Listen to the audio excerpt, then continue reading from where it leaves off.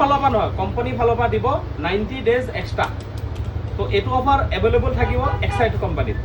তো আজি আৰু এটা বেটেৰী গৈ আছে যিটো নেকি ইনভাৰ্টাৰ বেটেৰী। তো চবেই জানে এইটো 60 মাহৰ গেৰেণ্টি থাকে, 3+2 3 বছৰ গেৰেণ্টি, 2 বছৰ ৱাৰেণ্টি।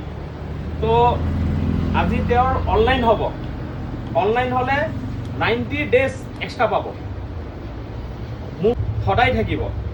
তো মানুহৰ এদিন পালে এদিনৰ আগতো যদি এটা বেটেৰী বেয়া হৈ যায়, তো এনেকুৱা 18-20 হাজাৰ টকা 25 হাজাৰ টকা বেটেৰী তেওঁ এটা নতুন পায় এদিনৰ কাৰণে। তো 90 দিন পাবতো যথেষ্ট দিন।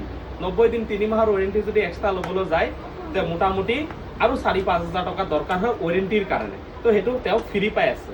তো আজি ফাইনেন্সত লোৱা হৈছে বাজাজ কোম্পানীৰ পৰা। তো বাজাজ ফাইনেন্সত তেওঁ এটা বেটেৰী লৈছে, EMI চিষ্টেম। তো কাৰোবাৰ লাগিলে EMI পুৰা এভেইলেবল আছে, যিকোনো টাইমত যিকোনো মুহূৰ্তত EMI হয়।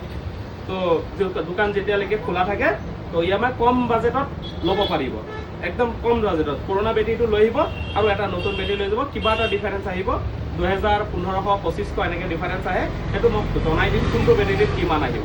কমৰ বেটেৰী ল'লে কম আহিব, বেছিৰ বেটেৰী ল'লে বেছি আহিব। তো আজি 3 নম্বৰ কাষ্টমাৰ তেওঁ। তো মই এখন গামোচা দি পেলাই আদৰণি জনাইছোঁ।